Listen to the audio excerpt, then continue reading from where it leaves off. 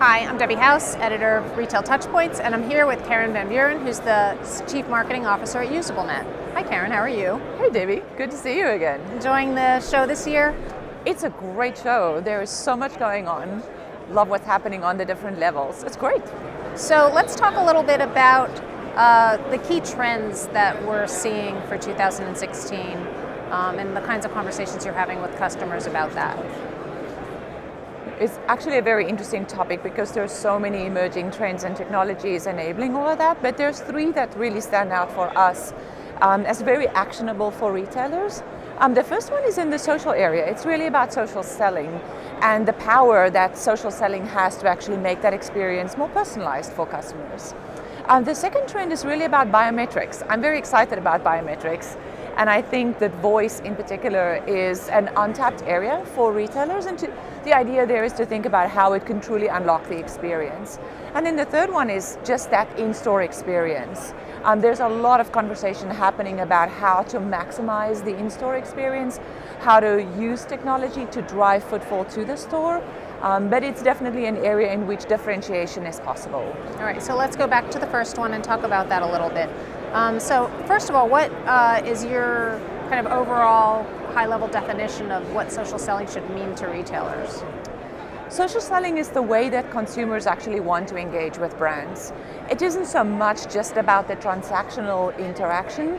It's really about users relying on the input from their peers and from others like them that gives that extra little boost to the decision about a product. We know that 28% of users' engagement with brands improve the moment that they see user-generated content accessible.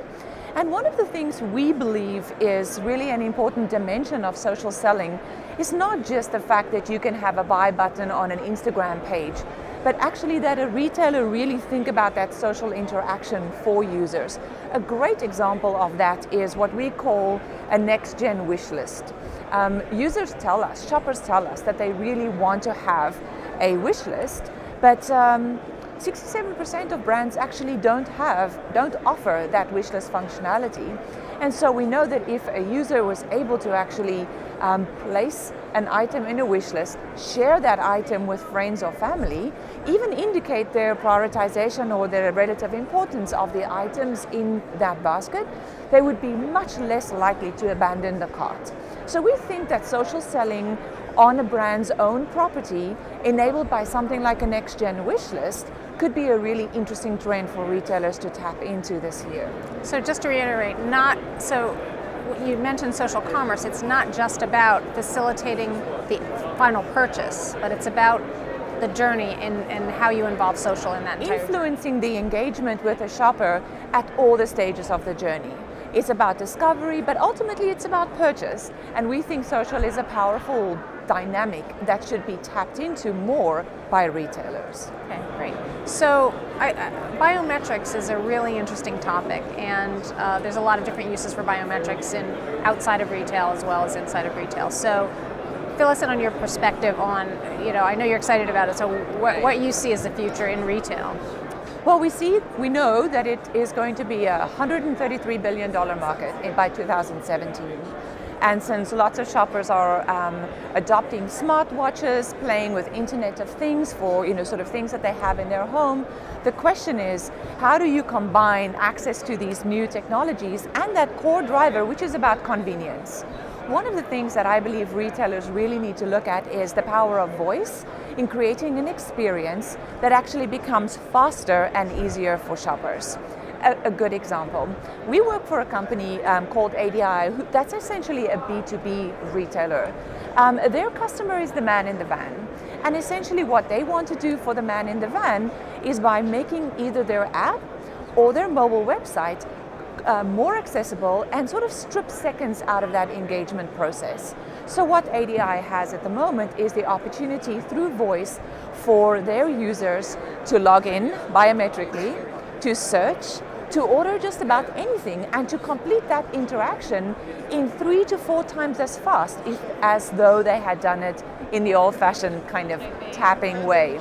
So what you see is the power of voice and biometrics to really accelerate the speed, but also to bring some experience dimensions forward in any kind of engagement. So finally, and this is a much broader topic, is the topic of the customer experience. And I know that you have a lot of experience with mobile technology, but we're talking more now about the entire shopping experience and specifically in the store. So what are you seeing there as the trends we need to think about this year? There was a lot of focus at this particular event on the importance of the in-store experience and customer service.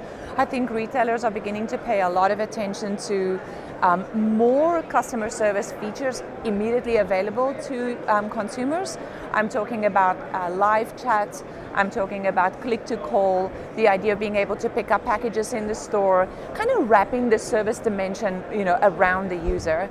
One of the things that I think is an unleveraged area as yet is to think about that store associate and the service that they bring and question the value that interaction needs to bring for the user. It's not just about knowing as much as what the user has when they're accessing information on their smartphone, but actually providing an experience that you couldn't get if you were on your phone. So it's about content that the retailer would want to make accessible via their store associates. It's about enabling the store associates to communicate with each other, and also about improving the training.